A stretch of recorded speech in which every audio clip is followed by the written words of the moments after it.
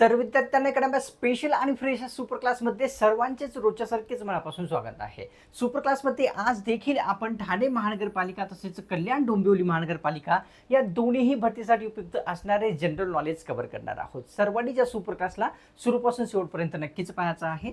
तसेच या दोन्हीही भरतीसाठी स्पेशल असलेली 560 पेजेसचे आपण काय केलेले आहे, PDF तयार केलेली आहे. या PDF मध्ये आपल्याला काय मिळणार आहे, माहितीचा अधिकार अधिनियम 2005 संपूर्ण मिळणार आहे. अधिनियमावर कोणताही प्रश्न पडेल PDFच्या बाहेरचा येणार नाही. आणि हा जो अधिनियम आहे मॅक्झिमम पोस्टच्या सिलेबसमध्ये दिलेला आहे. त्याच्यानंतर महाराष्ट्र महानगरपालिका अधिनियम 1949 मधील महत्त्वाचे कलमे मिळणार आहेत. त्याच्यानंतर इतिहासमधील A to Z समासोधक असतील इन डिटेलमध्ये आपल्याला MCQ मिळणार आहे. त्याच्यानंतर भूगोलवरील MCQ मिळणार आहेत. विज्ञानवरील 500+ MCQ मिळणार आहेत. जनगणना 2011 असो MCQ मिळणार आहे. त्याच्यानंतर राष्ट्रपती, मुख्यमंत्री, पंतप्रधान, सरन्यायाधीश ह्या सर्वांवरील MCQ देखील आपल्याला मिळणार आहे. तसेच या दोन्हीही महानगरपालिका विषयी अतिशय स्पेशल असलेले MCQ देखील मिळणार आहे. आता जोही इच्छुक विद्यार्थी आहे आणि जो हा सुपर क्लास पाहून या PDF ला घेत आहे त्या सर्वांना 250 मध्ये मिळत आहे, नाहीतर तुम्हाला ते 300 ला पडेल. आता जोही इच्छुक विद्यार्थी आहे त्या सर्वांनी या नंबरवर कॉल नाही करायचा आहे, व्हॉट्सअप करायचा आहे PDF ला घेण्यासाठी. चला मग सुपर क्लासला सुरुवात करूया. सर्वात पहिला जो प्रश्न आहे तो कव्हर करूया. प्रश्नामध्ये विचारलेलं की महानगरपालिकेची मूलभूत कर्तव्ये पुढीलपैकी कोणती आहे ते सांगायचं आहे. मूलभूत कर्तव्य: आरोग्य सेवा, स्वच्छता, पाणी पुरवठा, वरील सर्व. तर ऑप्शन्समध्ये 4 योग्य आहेत: पाणी पुरवठा, स्वच्छता, आरोग्य सेवा व इतरही काही मूलभूत कर्तव्यामध्ये या ठिकाणी बाबी येतात, हे आपल्या सर्वांना लक्षात घ्यायचं आहे. प्रश्न दुसरा पाहूया. तर मायनी अभयारण्य महाराष्ट्रातील कोणत्या जिल्ह्यामध्ये स्थित आहे हे आपल्याला सांगायचं आहे. अभयारण्याचं नाव मायनी अभयारण्य, सातारा, भंडारा, सांगली किंवा जालना. ऑप्शन्समध्ये या ठिकाणी योग्य आहे एक सातारा जिल्ह्यामध्ये मायनी अभयारण्य स्थित असलेले दिसते. प्रश्न तिसरा. सिराज उद्दौला यांचा जो पराभव आहे तो कोणत्या लढाईमध्ये झालेला होता ते आपल्याला विचारलेलं आहे. बॅकग्राऊंडमध्ये वॉइस येत आहे तर माफ करा. सिराज उद्दौला यांचा पराभव विचारलेला आहे. प्लासी, बक्सार, वसई किंवा पानिपतची लढाई. तर ऑप्शन्समध्ये एक म्हणजेच विद्यार्थ्यांनो पानिपतच्या लढाईमध्ये सिराज उद्दौला यांचा पराभव झालेला दिसतो. कव्हर करूया प्रश्न या ठिकाणी चौथ्या क्रमांकाचा. तर प्रश्न आहे की कोणते थंड हवेच्या ठिकाणी जाण्यासाठी टॉय ट्रेनचा वापर केला जातो हे आपल्याला सांगायचं आहे. टॉय ट्रेनचा वापर कोणत्या ठिकाणी जाण्यासाठी होत असतो? मेसमाळा, माथेरान, चिखलदरा किंवा वरीलपैकी नाही. तर ऑप्शन्समध्ये योग्य आपल्यासमोर विद्यार्थ्यांनो 2 माथेरान या ठिकाणी टॉय ट्रेनचा वापर केला जातो हे आपल्याला कळते. कव्हर करूया प्रश्न 5वा. शेतकऱ्यांचा विकास व्हावा म्हणून शाहू महाराजांनी पुढीलपैकी कोणते कार्य केलेले होते ते सांगायचं आहे. कोणाचा? शेतकऱ्यांचा विकास व्हावा म्हणून. कोयना धरण सुरू केले होते का? रंकाळा तलाव या ठिकाणी धरण बांधणी केली होती का? किंवा वरीलपैकी नाही. तर ऑप्शन्समध्ये योग्य आपल्यासमोर किती? रंकाळा तलाव जो आहे शेतकऱ्यांचा विकास व्हावा म्हणून राजश्री शाहू महाराजांनी हे कार्य सुरू केलेले होते.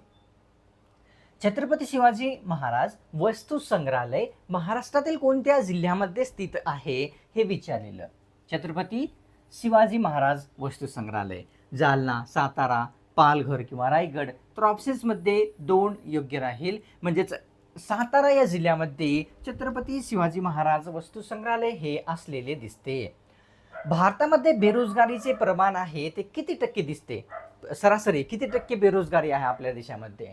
5 ते 10, 10 ते 15, 15 ते 20 किंवा खालचा एक पर्याय. तर 5 ते 10 सरासरी बेरोजगारीचे प्रमाण जे आहे आपल्या देशामध्ये असलेले लक्षात येते. कव्हर करूया प्रश्न 8वा. बाबरवाणी हे पुस्तक खालीलपैकी कोणी लिहिलेले आहे? पुस्तकाचं नाव लक्षात घ्यायचं आहे. बाबरवाणी हे पुस्तक गुरु नानक, मातासाहेब, गुरु गोविंद सिंग किंवा वरील नाही. ऑप्शन्समध्ये एक म्हणजेच काय, गुरु नानक यांनी जे आहे बाबरवाणी हे पुस्तक लिहिलेले दिसते.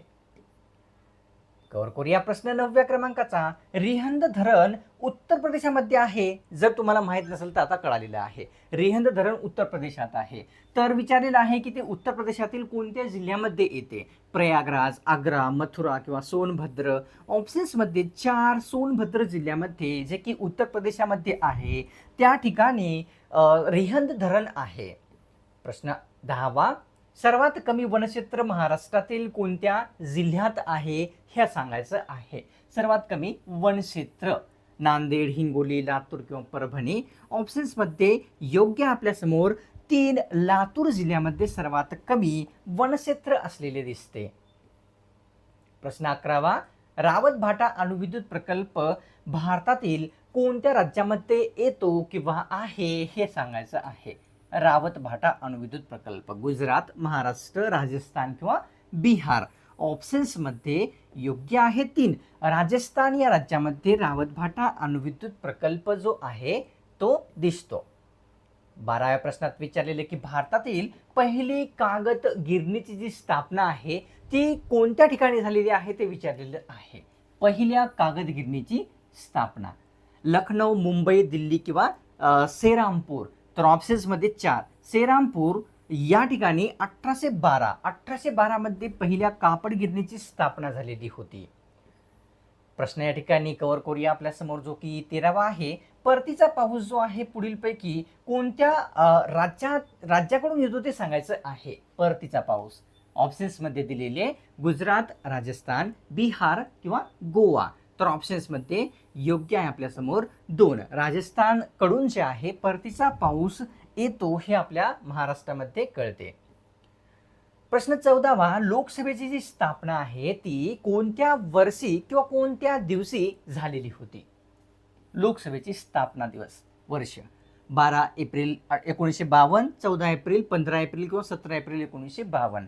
तर ऑप्शन्समध्ये 4 योग्य राहील. 17 एप्रिल 1952 या वर्षी या दिवशी लोकसभेची स्थापना करण्यात आलेली होती. 15वा प्रश्न पाहूया. होम रूलची स्थापना कोणत्या वर्षी करण्यात आलेली होती ते सांगायचं आहे. कशाची स्थापना. होम रूलची स्थापना कोणत्या वर्षी झालेली होती. 12 एप्रिल 1927, 14 एप्रिल 1924, 15 एप्रिल 1916 किंवा 17 एप्रिल 1922. तर या ठिकाणी विद्यार्थ्यांनो ऑप्शन्समध्ये आपल्यासमोर योग्य राहणार आहे उत्तर जे आहे म्हणजेच 15 एप्रिल 1916 या वर्षी या दिवशी होम रूलची स्थापना झालेली लक्षात येते. कव्हर करूया प्रश्न 16वा. गोदावरी नदीनंतर पुढीलपैकी कोणत्या नदीचे खोरे सर्वात मोठे आहे. गोदावरीच्या पाठोपाठ येणारी म्हणजे सांगायची आहे नदी कोणती आहे. कृष्णा, भीमा, गंगा किंवा कोयना. तर गोदावरी नंतर म्हटलं तर ऑप्शन्स क्रमांक 1 कृष्णा नदीचे खोरे हे त्याच्या पाठोपाठ येते. प्रश्न 17वा. चंद्रकांत मांढरे वस्तुसंग्रहालय महाराष्ट्रातील कोणत्या जिल्ह्यामध्ये आहे ते सांगायचं. चंद्रकांत मांढरे वस्तुसंग्रहालय कोल्हापूर, नाशिक, सोलापूर किंवा नागपूर. तर ऑप्शन्समध्ये 1 योग्य आहे म्हणजेच कोल्हापूर या जिल्ह्यामध्ये चंद्रकांत मांढरे वस्तुसंग्रहालय असलेले दिसते. तर पाहूया प्रश्न 18वा. भारताच्या एकूण क्षेत्रफळापैकी 43.2% जो भाग आहे तो कशाने व्यापलेला आहे. भाग किती. 43.2%. पर्वत, मैदान, टेकड्या किंवा डोंगर. तर ऑप्शन्समध्ये 2 म्हणजेच मैदानांनी एकूण क्षेत्रफळापैकी 43.2% हा जो भाग आहे तो व्यापलेला आहे. तर फसफसणारे जेही पेय असतात त्यामध्ये कोणत्या वायूचा समावेश असतो. फसफसणाऱ्या पेयामध्ये जसे की म्हणजेच आपण असं ओपन केलं तर बाहेर फेस येत होते.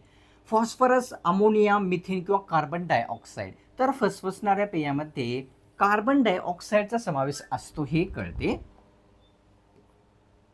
कव्हर करूया प्रश्न 20वा. महाराष्ट्रामध्ये आंब्याचे सर्वात जास्त क्षेत्र कोणत्या जिल्ह्यात आहे विचारलेलं. आंब्याचे सर्वात जास्त क्षेत्र असलेला जिल्हा अमरावती, लातूर, नागपूर, रत्नागिरी. ऑप्शन्समध्ये 4 म्हणजेच रत्नागिरी या जिल्ह्यामध्ये आंब्याचे क्षेत्र सर्वात जास्त असलेले दिसते. प्रश्न 21वा कव्हर केलेला आहे.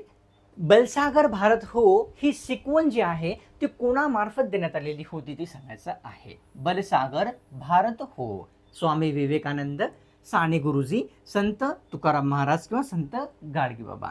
तर ऑप्शन्समध्ये योग्य आहे आपल्यासमोर 2. साने गुरुजी यांनी बलसावर भारत हो ही शिकवण दिलेली आहे. प्रश्न 22 पाहूया. मोहेंजोदडो ही संस्कृती कोणत्या नदीच्या खोऱ्यामध्ये सापडलेली आहे ते सांगायचं आहे. मोहेंजोदडो ओसी, रवी, सिंधू किंवा गंगा. तर ऑप्शन्समध्ये योग्य आहे आपल्यासमोर 3. सिंधू नदीच्या खोऱ्यामध्ये ही संस्कृती सापडलेली आहे. प्रश्न 23 की कोणाला संसदेचा सभासद नसतानाही त्यांच्या बैठकीमध्ये राहण्याचा अधिकार संविधानाने दिलेला आहे हे सांगायचं आहे. संसदेचे सदस्य नसतानाही, सभासद नसतानाही सरन्यायाधीश, मुख्यमंत्री, राज्यपाल किंवा महान्यायवादी. तर ऑप्शन्समध्ये 4. महान्यायवादी यांना संसदेचा सभासद नसतानाही बैठकीमध्ये समाविष्ट होण्याचा जो अधिकार आहे तो संविधानाने बहाल केलेला दिसतो. प्रश्न 24 पाहूया. मेघदूत जलाशय असे कोणत्या धरणाच्या जलाशयास म्हणतात ते सांगायचं आहे. कोणते जलाशय? मेघदूत जलाशय. उजनी धरण, तोतलाडोह धरण, कोयना धरण किंवा पानसेत धरण. ऑप्शन्समध्ये योग्य आहे आपल्यासमोर विद्यार्थ्यांनो 2. तोतलाडोह धरणाच्या जलाशयाला मेघदूत जलाशय असे म्हणतात. 25व्या प्रश्नात विचारले की 13 एप्रिल 1919 मध्ये कोणती घटना घडलेली आहे दिलेल्या पर्यायापैकी सांगायचं आहे. फक्त डेट लक्षात घ्या. 13 एप्रिल 1919ला ती घटना घडलेली होती. जालियनवाला बाग हत्याकांड, चौरी चौरा घटना, बारडोली सत्याग्रह किंवा वरीलपैकी नाही. तर ऑप्शन्समध्ये 1 म्हणजेच जालियनवाला बाग हत्याकांड जो आहे विद्यार्थ्यांनो तो घडलेला होता. कोणत्या दिवशी? तर 13 एप्रिल 1919ला. तर कोणत्या ठिकाणी? अमृतसर या ठिकाणी घडलेला होता. तर प्रश्न 26 पृथ्वीवरील वातावरणाची जी उंची आहे, सोपा प्रश्न आहे, उत्तर तुम्हाला येत असेल. पृथ्वीवरील वातावरणाची उंची सांगायची की किती किलोमीटर पर्यंत? 720, 520, 320 किंवा 220. पृथ्वीवरील उंची जी आहे साधारणतः 720 किमीची असलेली दिसते. प्रश्न 27 की खालीलपैकी कोणत्या फळापासून जीवनसत्व कोणते अविचारलेली आहे की प्राप्त होते? अजीवनसत्व प्राप्त देणारे फळ सांगायचं आहे. गाजर, दूध. अच्छा, फळामध्ये म्हणलं दूध पण आलं आहे.